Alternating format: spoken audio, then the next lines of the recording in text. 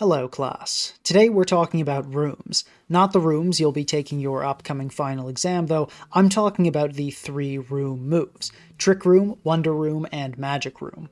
For many of you, Trick Room will be the only one you recognize, and for good reason. Trick Room is the odd one out in this trio. Not only is it by far the best, both in competitive doubles and singles, but its distribution is much more generous. In Pokemon Scarlet and Violet, of all fully evolved Pokemon, 7 learn Magic Room, 8 learn Wonder Room, and a whopping 80 learn Trick Room. Another curious fact is that the 3 Lake Spirits, Uxie, Azelf, and Mesprit, all learn the 3 room moves, and they're the only Pokemon to have this distinction, except of course for Smeargle. Azelf will return later when we discuss Magic Room, but let's get the one you all know out of the way before we get into the more interesting room moves. Trick Room inverts turn order within the same priority bracket for 5 turns. Basically, slower Pokemon move first and faster Pokemon move last, but if a faster Pokemon in Trick Room is using a priority move, it will still move first, unless the slower Pokemon is using a priority move as well. There is no ability that sets Trick Room or any item that extends the time Trick Room is on the field, like the Light Clay does for Reflect or a Damp Rock does for Rain. This applies to every room on this list. The only way to set them is to use the room move, and they will last only 5 turns unless they're ended sooner by using the room move again. Note that these room moves will not be ended by other rooms being set. In this way, they are unlike weather and terrains. You can have Trick Room, Magic Room, and Wonder Room on the field all at once. There's absolutely no good reason to do this, but if you wanted to, you could. Anyway though, back to Trick Room. It's the best room by far. It's a notoriously top-tier strategy in doubles, but it's also been seeing a surprising amount of usage in singles. In Overused, the main format for competitive singles, Trick Room has been considered a gimmicky, inconsistent, and generally bad archetype for many generations, until now. Scarlet and Violet is Trick Room's best generation ever. It's still not a top-tier strategy, but it commands respect like never before. There are 3 big reasons for this. The first is that a lot of powerful abusers were added in Scarlet and Violet. Pokemon like Ursaluna, Iron Hands, and Kingambit are incredibly strong Trick Room abusers that previous generations didn't have access to. The second reason is Terra. Allowing a Pokemon to change their type makes Trick Room abusers even more insanely powerful. To give an example, Terra Normal Facade on Ursaluna 2-hit KOs max defense Corviknight. But Trick Room teams can also Terra defensively to avoid being swept. Trick Room teams in the past have often struggled with sweepers or breakers that manage to enter the field right as Trick Room comes to an end. Being able to use Terra defensively, either to survive and KO the threat with an abuser, or Terra a setter to survive and set Trick Room, are both great tools for the archetype. And lastly, the third reason is the very offensive metagame. Trick Room teams typically struggle a lot with more balanced and bulky builds, but have great matchups into more offensive teams that rely on speed. A combination of power creep and Terra has made the singles metagame much more offensively inclined, creating a more hospitable environment for Trick Room teams. Trick Room still struggles with a lot. Pokemon with Protect, Substitute, or Strong Priority are very difficult to deal with, and in many matchups, Trick Room still feels like an uphill battle. But many have found creative ways to get around these threats. One team that hit rank 1 on the ladder uses Indeedee, pairing Trick Room with Psychic Terrain to avoid having to deal with the abundance of powerful priority moves in the tier. Other, more traditional Trick Room teams have also managed to hit rank 1 just by using lots of really bulky, powerful abusers.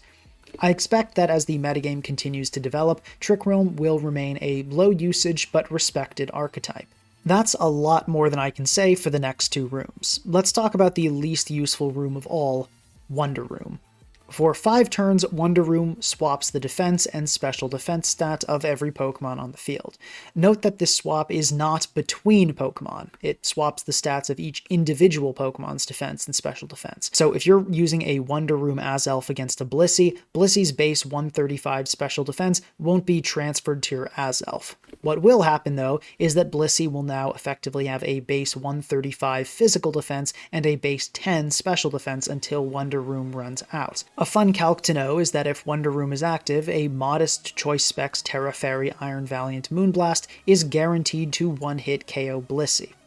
This sounds cool, but you'll run into a lot of issues if you actually try to use Wonder Room. The first problem you'll run into is finding a Pokemon that learns Wonder Room. Hoopa, Reuniclus, Mismagius, and Golduck are the only fully evolved Pokemon that learn this move, in addition to Smeargle and the Lake Spirits. So your options are limited to say the least. The next problem you'll run into is, what is a scenario where you'll actually want to use this move? You might say, well, it could help you get past a wall. If the Pokemon that normally switches into, say, your Hoopa Unbound has a lot of special defense, and you're running a special set, you could use Wonder Room and then hit the wall hard where it's weak, on the physical side. There are several issues with this plan.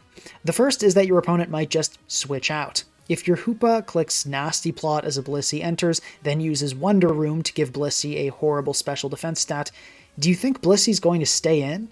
They'll probably just switch into a Pokemon with a lot of physical bulk, like a Dondozo, to wall you till Wonder Room's short 5 turns run out. The second issue is that it takes up a move slot. 4 move slots isn't a lot, and using a slot on a move that inverts defenses, just for those very rare cases where it's good, is a pretty terrible idea. Your Hoopa could be running Psyshock or Focus Blast to hit Blissey instead of Wonder Room, and both of those moves are way more useful than Wonder Room in almost every other scenario. And that's the biggest issue of all. There are almost no cases where you actually want to click this move, even if you manage to fit it onto your set. I got one sweep using Wonder Room Hoopa, where I used Wonder Room so my Hoopa would get a crazy good physical defense stat, and combined with Terra Fairy, I could easily survive a low kick's first impression. But even in this game, I just clicked Wonder Room so you could see it being used as background footage. It would have been better to just click Nasty Plot again, or kill Tread sooner and just eat the first impression damage normally. I would probably have to play dozens of games, maybe over 100, to find a single scenario where clicking Wonder Room was optimal. Earlier I said that the sparse distribution of Wonder Room was a problem, but due to how bad this move is in other areas, that's not really the case. I think if you gave every single Pokemon Wonder Room, almost nothing would use it. Maybe it would be a niche tech move run on some stall teams, but that's about it. Unless something major changes about how Wonder Room works, or something gets a Wonder Room setting ability, I don't see this move having any impact at all on the competitive Pokemon scene for a long time to come. I've been surprised before, but I really don't think I will be this time. If anyone manages to make Wonder Room consistently work at a high level, I'll eat my hat. Before we move on to what I consider the most interesting room, Magic Room, please consider subscribing and or leaving a like. It helps out a lot. So, what does Magic Room do? For 5 turns, it eliminates the effect of all held items, both yours and your opponent's. This has lots of interesting applications. Eliminating heavy-duty boots makes Hazard Stack very effective. It also eliminates choice items, so you don't have to worry about a Gholdengo outspeeding your Dragapult. Gliscor's Toxic Orb won't activate, Booster Energies won't activate, Pokemon with leftovers won't heal, the list goes on and on. Tons of Pokemon heavily rely on their items, and using Magic Room throws a major wrench into the workings of every team. Except, of course, the Magic Room users team. If you know you'll be using Magic Room, you can specifically design your team to take advantage of this item shutdown, or more accurately, you can take advantage when items start to work again. The coolest application for Magic Room is pairing setup moves with choice items. This team has a Choice Scarf Gholdengo with Nasty Plot, Recover, Make It Rain, and Shadow Ball. I can use Nasty Plot with Gholdengo while Magic Room is up, and once it runs out, I'll get the speed boost of the Choice Scarf, so I can spam super powerful Shadow Balls or Make It Rains while outspeeding almost everything in the tier. This team also has Choice Band Terra Steel Scizor with Swords Dance. I can Swords Dance up when Magic Room is up, then Bullet Punch my way through a team once it runs out. I also have a Bulk Up Choice Scarf Great Tusk and a Dragon Dance Outrage Choice Band Dragonite. When you're clicking setup moves, Magic Room makes it so that your choice items are ignored, but once Magic Room ends, you can take advantage of your stat boosts with the massive 1.5 times choice item multiplier on top. Magic Room is about 1,000 times more worth clicking than Wonder Room. But of course, Magic Room still isn't good. There's a reason you don't see Magic Room teams ever in top-level play.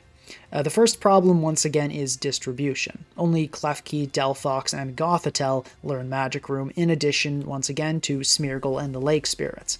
Fortunately, Klefki is a pretty good setter, having the ability Prankster to set Light Screen, Reflect, and Magic Room with priority. The bigger issue with Magic Room is that a good player can usually shut the strategy down before it really gets started. When an experienced player sees their opponent use Magic Room, they know what's coming. They're expecting a choiced setup Pokemon. It could be that you get a good matchup and there's nothing your opponent can do about your setup, but usually a knowledgeable opponent can shut down the strategy entirely.